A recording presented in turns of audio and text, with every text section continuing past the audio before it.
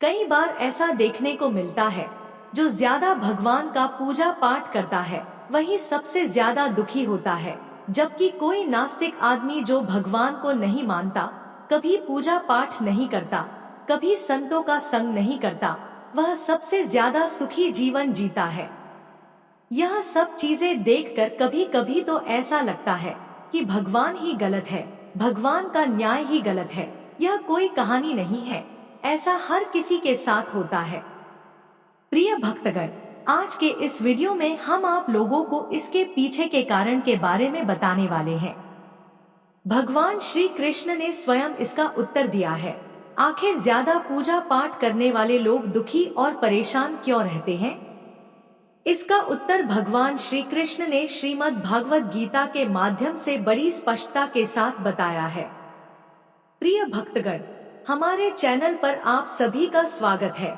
अगर आप भी भगवान श्री कृष्ण के सच्चे भक्त हैं, तो कमेंट में जय श्री कृष्ण या राधे राधे जरूर लिखें। तो चलिए शुरू करते हैं। प्रिय भक्तगण, बात द्वापर युग की है, जब भगवान श्री कृष्ण और अर्जुन के बीच संवाद हो रहा था। तब अर्जुन ने भगवान श्री कृष्ण से पूछा कि हे माधव, जो लोग ज्यादा पूजा पाठ करते हैं वे लोग ज्यादातर दुखी और परेशान रहते हैं। इसके पीछे क्या कारण है? जबकि जो लोग भगवान का नाम भी नहीं लेते, भगवान का स्मरण बिल्कुल भी नहीं करते और हमेशा गलत कार्य में लिप्त रहते हैं, उन लोगों को मैं सुखी देखा हूँ। इसके पीछे का रहस्य मुझे समझाने का प्रयास करें। तब भगवान श्री कृष्ण ने एक छोटी सी कहानी के माध्यम से अर्जुन को इसका उत्तर दिया। आइए जानते हैं उस छोटी सी कहानी के बारे में। प्रिय भक्तगण, एक गुरु के दो शिष्य थे। दोनों ही पढ़े लिखे विद्वान थे। दोनों में फर्क सिर्फ इतना था कि एक भगवान को मानने वाला था और दूसरा भगवान को ना मानने वाला नास्तिक था।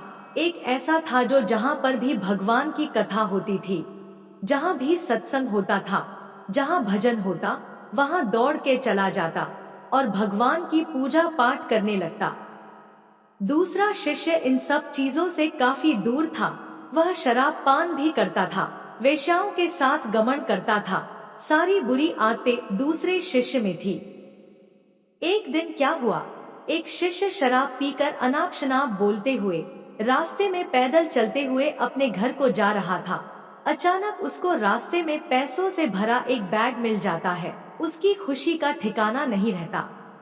वह जोर जोर से चिल्लाते हुए सबको बताता है, मुझे आज पैसों से भरी बैग की थैली मिल गई, मेरा जीवन सफल हो गया। इन पैसों से अपने जीवन की आवश्यकताओं की पूर्ति करूंगा।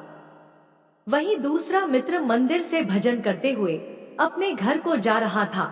अचानक उसकी पैर में एक बड़ी कांटे चुभ जाती है, रक्त निकलने लगता है।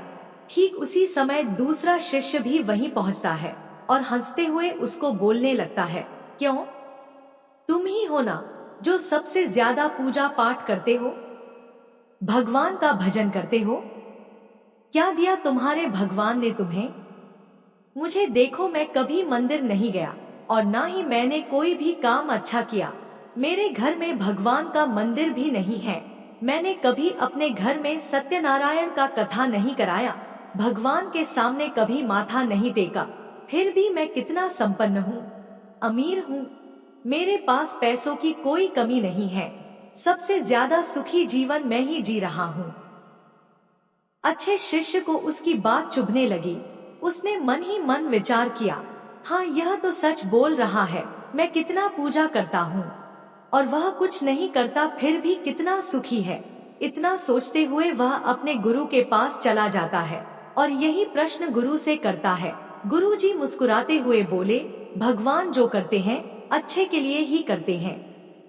जिसकी जैसी योग्यता होती है उसको उसी के अनुसार फल देते हैं। अब तुम्हारे प्रश्नों का उत्तर तुम जानते हो।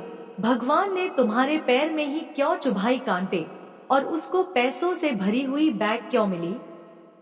सुनो, तुमने पिछले जन्म में बहुत पाप किया था, इसलिए तुम्हारी आज मौत होने वाली थी। तुम बच गए क्योंकि तुम मंदिर गए थे, तुमने भगवान की पूजा की थी। यही एक कारण है कि तुम्हारी मौत ना होकर सिर्फ एक कांटा ही चुभा। अब तुम्हारे मित्र की बात करते हैं। पूर्वजन्म में वह एक संत महापुरुष था, इसलिए उसकी आज किस्मत बदलने वाली थी। करोड़ों की संपत्ति का मालिक बनने वाला था, मगर इस जन्म में उसने कोई भी अच्छा काम नहीं किया, इसलिए पूर्वजन्म के फल के अनुसार उसको थोड़े पैसे ही मिले, जबकि वो अरबों की संपत्ति का मालिक बनने वाला था। भगवान को दोष देना छोड़ दो, अपने वर्तमान के समय का सदुपयोग करो, भविष्य अपने आप सुधर जाएगा। इस प्रकार उसकी आंखें खुल गई और वह फिर से अपने पूजा पाठ में लग गया।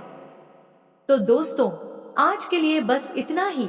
उम्मीद करते हैं हमारे द्वारा दी गई जानकारी आपको पसंद आई होगी। तो मित्रों, अगर यह वीडियो आपको पसंद आई हो तो लाइक और शेयर जरूर कीजिएगा। अगर आपने हमारे चैनल को सब्सक्राइब नहीं किया है तो जरूर करिए और कमेंट में राधे राधे लिखना ना भूलिए।